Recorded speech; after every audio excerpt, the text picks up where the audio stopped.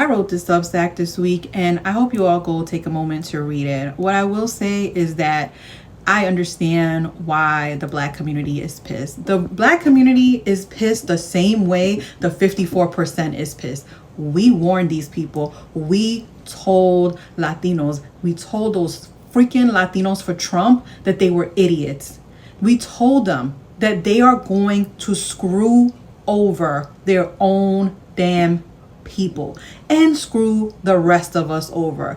A lot of them did not listen. But I think when we're talking about the Latino vote, I think we're talking about it incorrectly. And I'm going to show you some data points to prove what I'm trying to say. This is from the Catalyst report, which is a report that looked at the voting data, not the exit polls, but the voting data of the 2024 election.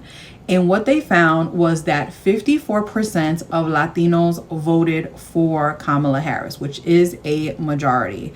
Latino women voted 60%, and Latino men voted at 47% for Kamala Harris, which is a 13-point gap. So we do not vote the same by gender. We also do not vote the same by our Latino nationality. We have exit poll data from Unidos that shows how specific states voted.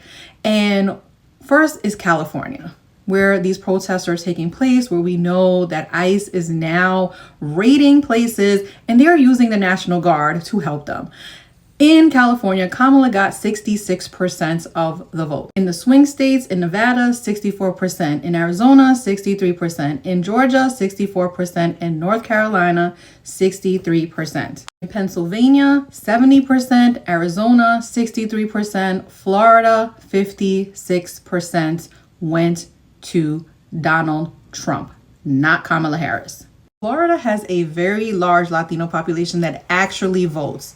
They voted for Donald Trump in large numbers. Latinos there voted for Trump 54%. If you want to blame people for why Kamala lost, look at the freaking Latinos in Florida. They are the ones that are making songs and doing the most on this app, showing their ass, and that's mostly the Cubans.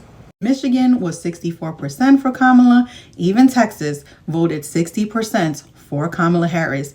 I said to my fellow Latinos, please allow Black people to express their frustrations over how the 46% voted, and do not take it personal. Latinos messed up in 2024. Own it and demand our community be better. And many who are in the 54%, we are struggling with the same thing. We are pissed at these people who voted for Trump. We don't understand how you can turn your back on our community, which then sometimes feels like it's not a community because we do not even like each other. But we cannot deny what happened in 2024. And then I said to my fellow Black people, please know that the 54% of Latinos who voted for Kamala Harris feel just as frustrated as you. And we stand in solidarity to fight this regime. We need to unite and not be divided further. We cannot allow white supremacists to achieve their goal to divide and conquer. Understand that the 54% of Latinos, which is a very broad number because it doesn't really reflect the actual vote by state, by nationality, etc., we are pissed.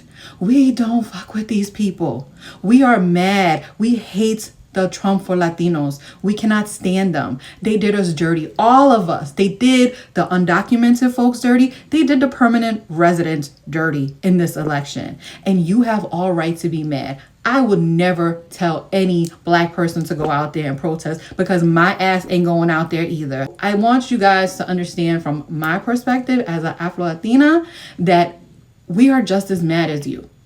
And we do recognize that there is a problem within our community, and many of us have tried to address this for years with our family and with our friends and the people within the community about the anti-Blackness. Because you know who that affects? It affects us.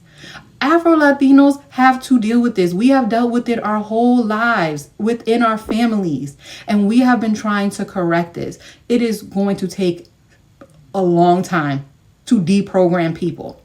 But we are just as mad as you. So let's not do this divide and conquer thing. The 54%, we stand with you. We understand. And I hope that we do not continue to go down this road, because it really only serves one person, and that is Donald Trump and the Republicans and white supremacy.